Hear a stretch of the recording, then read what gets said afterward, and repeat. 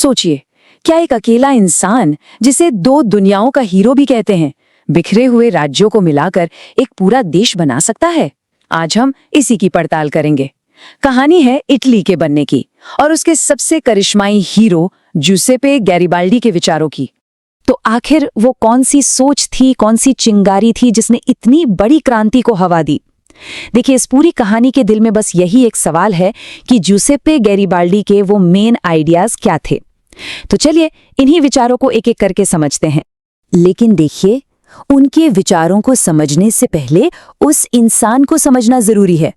आखिर कौन था ये राष्ट्रवादी जिसके सिर्फ एक बुलावे पर हजारों लोग अपनी जान देने के लिए तैयार हो जाते थे? ये है जूसेप्पे गैरिबाल्डी, एक सैनिक, एक क्रांतिकारी और वो शख्स जिसे इटली के फादर ऑफ द नेशन में से एक माना जाता है। अच्छा, गैरिबाल्डी को एक इटालियन नेशनलिस्ट कहा जाता था, पर मजे की बात यह है कि उस वक्त इटली नाम का कोई देश था ही नहीं। ये तो बस एक ज्योग्राफिकल एरिया था जो दर्जनों छोटे छोटे आपस में लड़ने वाले राज्यों में बटा हुआ था। और गैरिबाल्डी का सपना बस एक ही था कि इन सारे टुकड़ों को जोड़कर एक देश बनाया जाए, एक झंडे के नीचे। तो इस सपने की बुनियाद क्या थी? मतलब वो कौन से कोर आइडियाज थे जिन पर यह नया देश बनने वाला था? उनका सबसे बड़ा मकसद सिर्फ एक शब्द में कहा जा सकता है, यूनिफिकेशन, मतलब एकीकरण। उनका बस एक ही लक्ष्य था, विदेशी ताकतों और आपसी झगड़ों से कमजोर हो चुके इटालियन राज्यों को एक करना, इन बिखरे हुए टुकड़ों को जोड़कर एक पूरी तस्वीर बनाना। पर सवाल ये है कि ये नया इटली होता कैसा? क्या इसे कोई राजा चला था? गैरिबाल्डी का जवाब था, बिल्कुल नहीं। वो राजशाही को खत्म करके एक रिपब्लिक बनाना चाहते थे, एक ऐसी सरकार जहां असली ताकत लोगों के हाथ में हो। और हाँ, ये बदलाव शांति से तो बिल्कुल नहीं आने वाला था। गैरिबाल्डी एक आइडियलिस्ट जरूर थे, लेकिन वो ये भी जानते थे कि सदियों पुरानी ताकतों को सिर्फ बातचीत से नहीं हटाया जा सकता। उनका मानना था कि आजादी की कीमत तो लड़कर ही चुकानी होगी। तो अब वक्त आ गया था इन आइडियाज को एक्शन में बदलने का। चलिए अब देखते हैं कि कैसे गैरिबाल्डी ने अपने इन विचारों को हकीकत में बदला और अपने मिलिट्री कैंपेन शुरू किए। देखिए, गैरिबाल्डी के लिए नेशनलिज्म सिर्फ भाषण देने की चीज नहीं थी, ये एक मिशन था जिसे जंग के मैदान में पूरा करना था। उनके जितने भी मिलिट्री एक्शन थे वो असल में उनके आइडियाज का ही प्रैक्टिकल रूप थे। एक एक लड़ाई इटली के नक्शे को बना रही थी।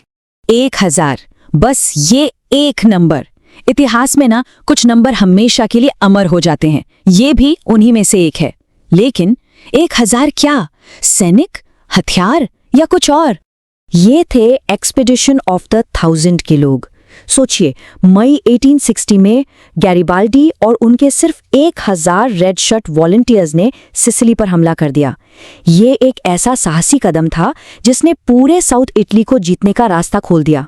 इस एक अभियान ने इटली के यूनिफिकेशन को कई साल आगे बढ़ा दिया। तो आखिर इन सब लड़ाइयों, विचारों और कुर्बानियों का नतीजा क्या निकला? अंत में गैरिबाल्डी अपने देश के लिए क्या विरासत छोड़कर गए? इतिहास का फैसला तो बिल्कुल साफ है। गैरिबाल्डी ने इटली के एकीकरण में बहुत ही जरूरी भूमिका निभाई। सच तो यह है कि उनके बिना आज हम जिस इटली को जानते हैं उसका नक्शा शायद बिल्कुल अलग होता। वो वही चिंगारी थे जिसने एक पूरे देश के सपने को हकीकत में बदल दिया। तो आखिर में हम उसी सवाल पर वापस आते हैं कि कैसे एक इंसान का जुनून और उसकी सोच एक पूरे देश का नक्शा हमेशा के लिए बदल सकती है। गैरिबाल्डी की कहानी हमें यही याद दिलाती है कि इतिहास सिर्फ बड़ी बड़ी सेनाएं या सरकारें नहीं बनाती, कभी कभी इतिहास एक अकेले मजबूत इरादे से भी बनता है।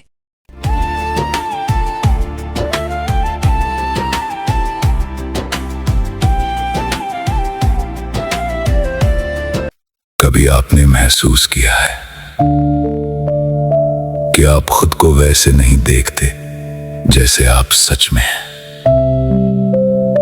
बल्कि वैसे देखते हैं जैसा लोग आपको देखते हैं। किसी ने कहा तुम कुछ खास नहीं हो और आपने मान लिया। किसी ने कहा तुमसे नहीं होगा और आपने कोशिश करना ही छोड़ दिया। यहीं से शुरू होती है आपकी सबसे बड़ी गलती,